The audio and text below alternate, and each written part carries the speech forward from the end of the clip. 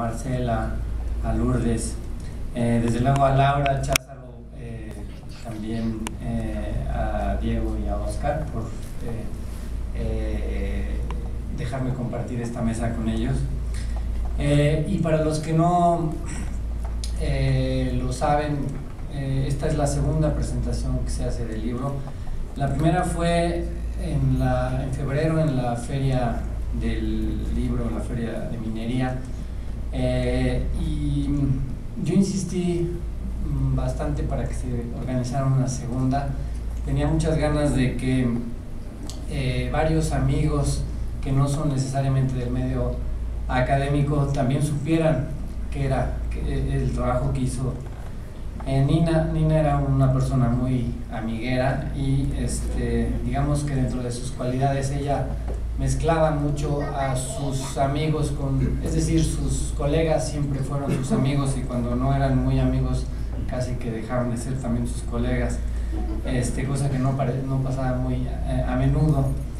Y entre la gente que también quería, la que yo quería, con la que quería comunicarme y quería que estuviera también aquí presente y que a lo mejor no pudo estar en la primera presentación, eran, digamos, gente que había sido amiga de ella fuera del medio académico, y yo estaba muy interesado en que Julia y Damián, los hijos de Nina, estuvieran también presentes aquí. De esa manera organicé esta presentación que voy a leer y voy a comentar también, con dos temas que se van a ir mezclando. Uno es cómo Nina escogió este tema, por qué este tema y Nina se hicieron amigos y terminaron siendo una misma cosa en algún momento. Y el otro es también bajo qué circunstancias se editó en estos 8 años, ¿no? Son 8 años de trabajo. Voy a hablar mucho de Laura también, porque Laura es quien llevó a cabo este esfuerzo, mientras yo le jalaba la marca por otro lado. Ahorita voy a decir de qué se trata.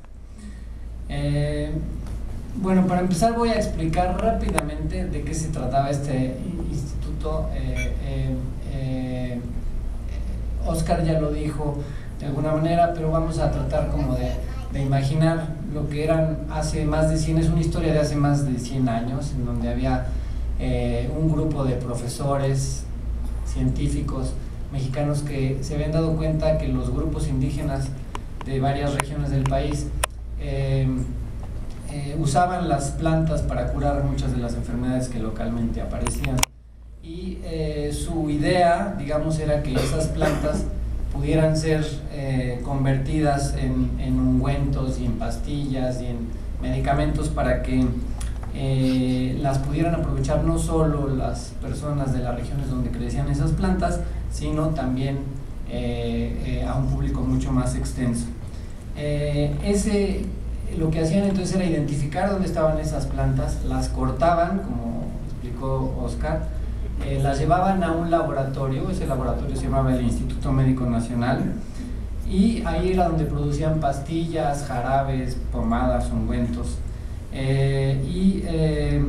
El trabajo también de ese instituto consistía en ubicar en dónde estaban esas plantas y en tratar de entender cuál era, digamos, la parte de la planta que era activa y que ayudaba a curar. Más o menos de eso trata el libro. El instituto está dividido en varias secciones y cada sección está muy especializada. ¿Por qué Nina escogió este tema? A mi parecer, un poco la respuesta está dentro de su propia historia.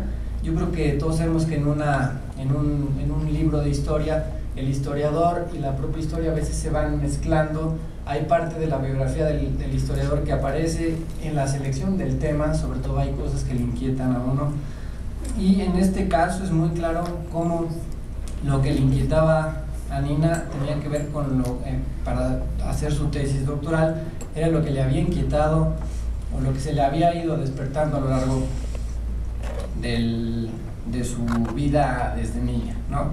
Entonces, seguir a las plantas en su proceso para hacerse medicamento constituye un recorrido que atraviesa muy diversas disciplinas y que exige muy diversas experiencias, y por eso el instituto necesitaba un edificiote grande que Oscar encontró con Nina en algún momento, que es muy conocido, lo pueden ver en la página 159, me parece, de su libro, lo van a ver ahí.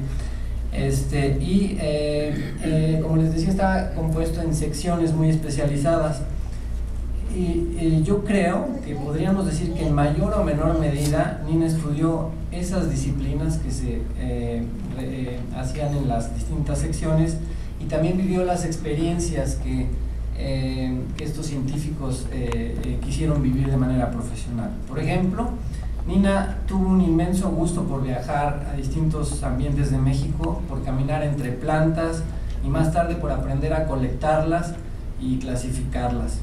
También por sus viajes y por sus lecturas, Nina fue muy sensible desde joven al drama de la salud pública en el medio rural mexicano y a los conocimientos de los pueblos indígenas del país. Nina conoció Europa también y entendió el comercio internacional gracias también a una parte de su familia paterna que tenía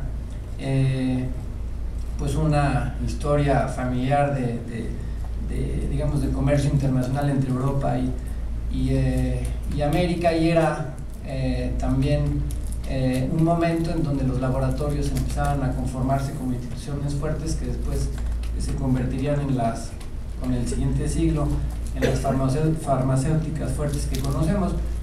Nina estudió una historia sobre la nuez de cola,